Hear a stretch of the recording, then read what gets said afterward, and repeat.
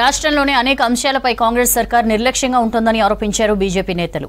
Phone tapping, Kaleshwaram ప్రాజెక్టుపై CBI విచారణ, విత్తనాల కొరత, రుణమాఫీ అంశాలపై ప్రభుత్వం ఎందుకు పట్టించుకోవట్లేదని ప్రశ్నించారు. అధికారంలోకి వచ్చిన కాంగ్రెస్ రాష్ట్రానికి అవినీతి, కష్టాలు తప్ప తెచ్చిందేంటన్నారు కమలం నేతలు.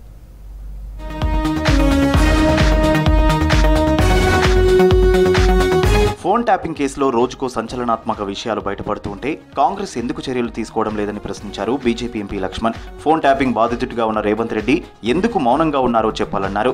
రేవంత్ రెడ్డిపై ఢిల్లీ పెద్దల ఒత్తిడి లేదంటే వెంటనే ఫోన్ ట్యాపింగ్ సూత్రధారులు, పాత్రధారులపై చర్యలు తీసుకోవాలన్నారు. ఫోన్ ట్యాపింగ్ పై సీబీఐ విచారణ జరిగితేనే న్యాయం జరుగుతుందన్నారు లక్ష్మణ్. ఆ రోజు తన బిడ్డ కవిత ఏదైతే ఈ యొక్క మద్యం కుంభకోణంలో కూరుకుపోయిందో ఆ మద్యం కుంభకోణం నుంచి తప్పించడానికి చేసిన ప్రయత్నమే ఈ ఫోన్ ట్యాపింగ్. ఆ రకంగా ఢిల్లీ పెద్దలను, బీజేపీ పెద్దలను ఇరికించి ఏదో రకంగా కవితను గట్టెక్కించడానికి చేసినటువంటి మరి కుట్రలు, చర్యలు అని చెప్పి కూడా ఈ వాంగ్మూలంలో మరి బయటపడుతున్నది. బయటకు వచ్చింది కదా అందసేది చేస్తామని మాకేం అభ్యంతరం, వెల్కమ్. తప్పకుండా అందసే వాటను మేము డెఫినెట్గా స్వాగతిస్తాం. కేసీఆర్ పాలన అంతా రాజకీయ వ్యభిచారంగానే సాగిందని విమర్శించారు బీజేపీ అధికార ప్రతినిధి కాసం వెంకటేశ్వర్లు.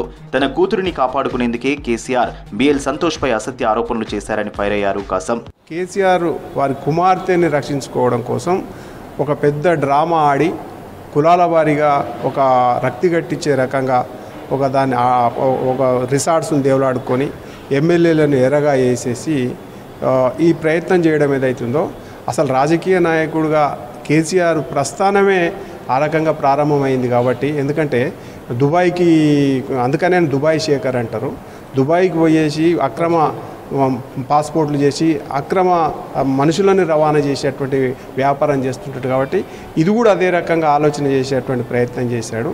కానీ ఇవాళ నిజమేదో బయటకు వచ్చింది.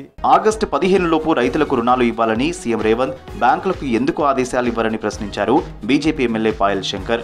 నకిలీ విత్తనాలు అమ్మేవారిపై పీడీ యాక్ట్ పెడతామన్న సర్కార్ ఇప్పుడు ఎందుకు పట్టించుకోవడం లేదన్నారు పాయల్ శంకర్. ఈ ప్రభుత్వం తరపున బ్యాంకర్లకు ఒక అఫిడవిట్ ఇచ్చి, ప్రభుత్వం తరపున బ్యాంకర్లకు ఒక గ్యారంటీ ఇచ్చి, మేము ఆగస్టు 15కు ఎన్ని వేల కోట్ల రూపాయల రైతుల అప్పులున్నా సరే మీ ప్రభుత్వం కడతది, మీరు వెంటనే ఈ రాష్ట్రంలో ఉన్నటువంటి రైతులందరికీ పంట రుణాలు ఇవ్వండి అని ఎందుకు మీరు బ్యాంకర్లతో మీటింగ్ ఏర్పాటు చేసి ఆదేశాలు ఇస్తలేరు? అధికారంలోకి వచ్చిన కాంగ్రెస్ రాష్ట్రానికి అవినీతి, కష్టాలు తప్ప తెచ్చిందేంటని ప్రశ్నించారు బీజేపీ నేత సుభాష్.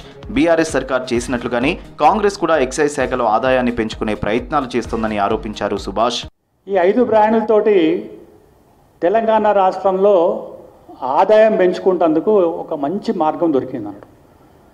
ముఖ్యంగా ఈ యొక్క డిస్టిలరీస్ కానివ్వండి, లేకుంటే లైసెన్సులు కానివ్వండి, ఒక 2 సంవత్సరాల తర్వాత వాటి గురించి మళ్ళా రీటెండరింగ్ పిలిపించి మళ్ళీ ఆదాయం సమకూరుస్తారన్నాడు.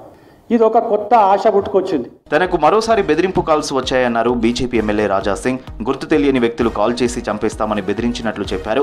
గతంలో బెదిరింపు కాల్స్ పై ఫిర్యాదు చేసినా పోలీసులు పట్టించుకోలేదని ఆరోపించారు. పోలీసులు పట్టించుకోరని తెలిసినా పోలీసులకు కంప్లైంట్ ఇచ్చారన్నారు రాజా సింగ్.